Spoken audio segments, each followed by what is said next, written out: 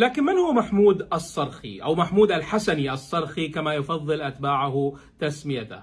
هو من أهالي مدينة الحرية شمالي بغداد، هي من أنحاء الكاظمية شمالي بغداد. تخرج من كلية الهندسة ثم انضم للحركة التي أسسها وقادها محمد صادق الصدر، وهو والد مقتدى الصدر في تسعينيات القرن الماضي. تلك الحركة قامت على أتباع ومريدين وطلاب في المدارس الدينية التي كان أسسها وأشرف عليها محمد الصدر، ليسوا بالضرورة من الاتجاه التقليدي المتفرغ تماما للدراسات الدينية، بل اجتذب محمد الصدر الكثيرين من المهندسين وغيرهم من دارسي العلوم الحديثة، وأصبحوا جزءا من حركته المهمة والكبيرة والمؤثرة.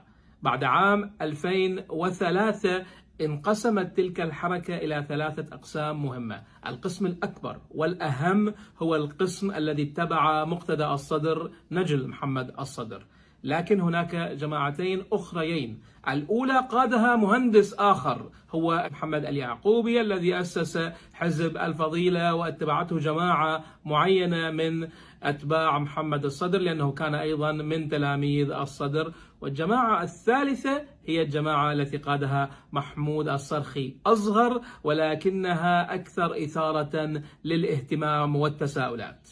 تميزت تلك المرحلة المبكرة في حركة الصرخي بقضيتين أساسيتين، أولهما كانت انخراطه في المقاومة المسلحة للاحتلال الأمريكي للعراق وإصداره بيانات والقيام بعمليات، حتى أنه أصبح مطلوبا من القوات الأمريكية ووضعت مكافأة على رأسه. لكنه بعكس زعيم التيار الصدري مقتدى الصدر الذي لم يعادي إيران، فإن محمود الصرخي قد عاد أمريكا وعاد إيران بنفس الدرجة، وكان ينتقد الطرفين منذ تلك المرحلة المبكرة. لم تدخل جماعة الصرخي العملية السياسية، ولم تشكل حزبا سياسيا، ولم تأخذ وزارات مثل جماعة الصدر والجماعات الأخرى الموجودة في جنوبي العراق والمسيطرة، بل وحتى في أنحاء العراق الأخرى. لكن استمر خطابه المعادي لأمريكا ولإيران. وقد عرف الصرخي حتى بانتقاده للمرجعية الأقوى والأكثر تأثيرا على الشيعة في العراق وفي أماكن أخرى،